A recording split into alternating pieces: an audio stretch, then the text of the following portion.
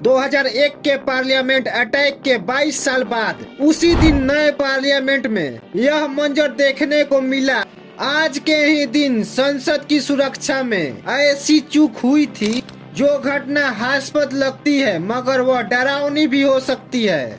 यह मामला इतना हल्का नहीं है कि इसे यूं ही खत्म कर दिया जाए। कोई भी इसे देखकर कह सकता है कि भारत की संसद की सुरक्षा चाक चौबंद है, इसमें कोई भी सेंध नहीं लगा सकता।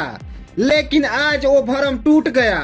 13 दिसंबर 2001 की घटना के बाद सुरक्षा के सबक सीख लिए गए थे, लेकिन इस घटना से साफ हो जाता है कि संसद की सुरक्षा स्तर वैसी नहीं हुई। यह घटना बता रही है कि चूक बहुत आसान है। जिस वक्त यह सब हो रहा था, संसद के भीतर 150 सांसद मौजूद थे।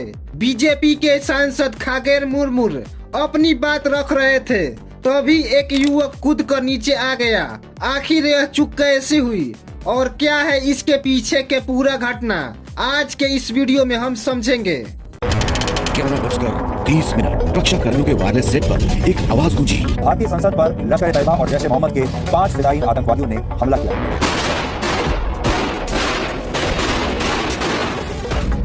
Armies of both nations were on the highest alert and on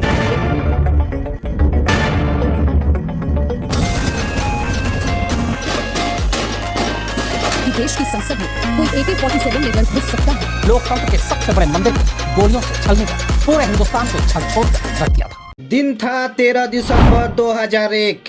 उसी दिन पार्लियामेंट के अंदर विंटर सेशन शुरू हुआ था। अटल बिहारी वाजपेयी जी हमारे प्रधानमंत्री थे और उस वक्त विपक्षी नेता थी सोनिया गांधी।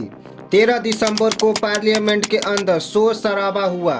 करीब 11:28 के आसपास पार्लियामेंट को 40 मिनट के लिए स्थगित कर दिया गया। बहुत मंत्री और MP लंच के लिए निकल जाते हैं। उसके बाद जो बचते हैं, लाल कृष्ण आडवाणी जो होम मिनिस्टर थे उस समय के, वाइस प्रेसिडेंट और करीब कुल मिलाकर 200 MP पार्लियामेंट के अंदर थे।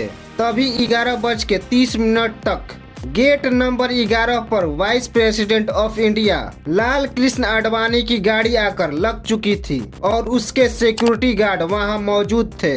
वाइस प्रेसिडेंट को पार्लियामेंट से आकर गाड़ी में बैठना था। ठीक उसी समय गेट नंबर 11 से एक व्हाइट रंग की एम्बेसडर कार पार्लियामेंट के अंदर घुसती है। गाड़ी को रोकने की कोशिश की जाती है, मगर वह रुकती नहीं और पार्लियामेंट के अंदर बड़ी तेजी के साथ वाइस प्रेसिडेंट की गाड़ी के साथ टकरा जाती है। जैसे ही टक्कर होती है तो वाइस प्रेसिडेंट के जो सिक्योरिटी थे वह अलर्ट हो जाते हैं।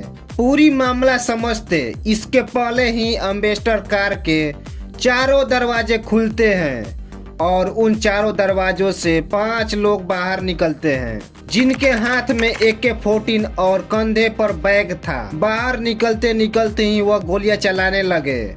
जब शुरुआती गोली चली तो गोलियों की जो गूंज है वह पार्लियामेंट के अंदर गई। लोगों को यह लगा कि कोई पटाखा वटाखा छोड़ रहा है।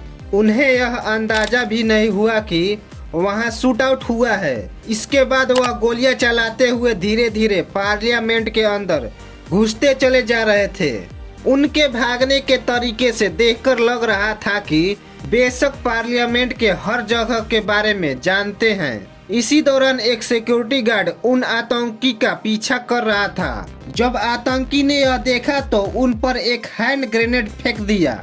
उसके धमाके की आवाज आती है तो पार्लियामेंट में मौजूदा तमाम मंत्री, मीडिया के लोग, बाकी जो सुरक्षा गार्ड थे, उन सबको पहली बार एहसास होता है कि वह जो गोलियां चल रही थी पटाखे का शोर नहीं था। उसके बाद लगातार गोलियों की तड़तड़ाहट सुनाई दे रही थी। हर तरफ सिक्योरिटी गार्ड थे और वह भी गोलियां चला रहे थे उन 5 आतंकियों पर। यह सब पता चलने के बाद जितने भी मिनिस्टर और VIP नेता थे उनको सिक्योरिटी गार्ड द्वारा पार्लियामेंट के अंदर एक सेफ जगह पर रखा जाता है और सिक्योरिटी द्वारा कहा जाता है कि आप लोगों को इस रूम से बाहर नहीं आना है। हालात से निपटने के लिए दिल्ली पुलिस की एक स्पेशल फोर्स को खबर दी गई थी। NSG के साथ साथ इंडियन आर्मी को भी खबर पहुंचा दिया गया था। खबर मिलते ही यह सभी पार्लियामेंट की तरफ कूच कर गए थे। इस गोला बारूद के बीच पता चलता है कि 2 आतंकियों को सिक्योरिटी गार्ड ने मार गिराया था। अब उनमें से सिर्फ 3 आतंकी ही बचे थे। इस दौरान सभी तरफ से फोर्सेस वहां आ पहुंची थी और इसके बाद उन 3 आतंकवादी पूरी तरह से पार्लियामेंट के अंदर नहीं घुस पाए थे। करीबन 45 मिनट के अंदर पता चलता है कि वह जो 3 आतंकवादी बचे थे उन्हें भी मार गिराया गया है। लेकिन इसके बावजूद खतरा यह था कि उन सारे आतंकवादियों ने संसद के अंदर काफी ग्रेनेड फेंक दिए थे, जिनमें से बहुत सारे ग्रेनेड फटे ही नहीं। लगभग 2 से 2.5 घंटों तक बम के धमाके सुनने को मिलता रहा, जिसे बम स्क्वाड वाले डिफ्यूज कर रहे थे। इन सबों के बाद एक बहुत बड़ी खबर ब्रेकिंग बनकर भारत के सामने आई। जिस एम्बेसडर कार में आतंकी आए थे उसमें लगभग 30 केजी RDX था। वहां के सूत्रों से पता चलता है कि अगर यह RDX ब्लास्ट कर जाता तो आधा पार्लियामेंट ध्वस्त हो जाता। लेकिन पार्लियामेंट के अंदर आते समय जब वाइस प्रेसिडेंट के गाड़ी के साथ उनका एम्बेसडर टकराया तो उसी दौरान उसमें लगाया गया एक वायरिंग टूट गया, जिसके चलते उस RDX को ब्लास्ट नहीं कर पाए। खैर, अब 5 आतंकी मारे जा चुके थे और 5 की लाशें पार्लियामेंट में थी। बम स्क्वाड ने सबसे पहले उनकी जाकर तलाशी ली।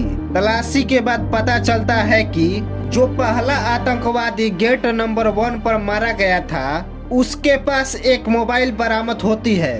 उस मोबाइल को स्पेशल टीम को भेज दिया जाता है। जब वो मोबाइल को चेक किया जाता है तो उसमें आखिरी के 3 नंबर मिलता है। जब उनको खंगाला जाता है तो पता चलता है कि वह नंबर दिल्ली से थे।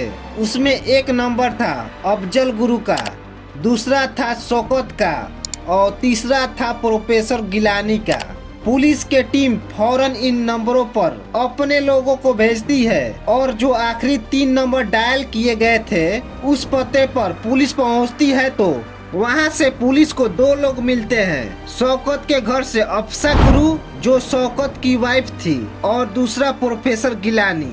जब पुलिस उन दोनों से पूछताछ करती है तो पता चलता है कि शौकत और अजबल गुरु ये दोनों कश्मीर निकल गए हैं। इसके बाद पुलिस की टीम पूरा जांच पड़ताल करती है। इस जांच पड़ताल के बाद पता चलता है कि ये जो अफजल गुरु है इसको 15 दिसंबर को दोपहर 1:30 बजे श्रीनगर के फल मंडी में किसी तारिक नाम के शख्स से मिलना था। यह खबर अफसा गुरु से पता चलता है। अफसा गुरु जो शौकत की वाइफ थी, शौकत भी अफजल गुरु के साथ श्रीनगर गया था।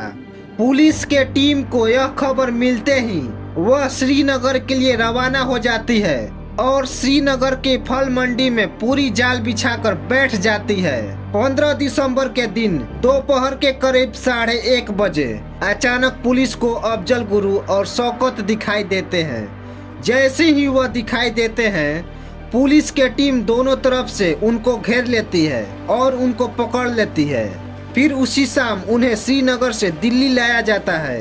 दिल्ली लाने के बाद अब उनसे पूछताछ होती है। पूछताछ के बाद पुलिस के सामने जो एक चीज आई, जो 5 लोग संसद के अंदर घुसे थे वो 5 के 5 पाकिस्तानी थे। उन 5 आतंकियों को पार्लियामेंट पर अटैक करने के लिए गाजी बाबा ने भेजा था। इसके बाद इन 4 को कोर्ट में पेश किया जाता है। लोअर कोर्ट ने जो अपना फैसला सुनाया उसमें अफजल गुरु, शौकत, प्रोफेसर गिलानी इन तीनों को फांसी की सजा दी गई और अफसा गुरु को 5 साल की सजा सुनाई गई।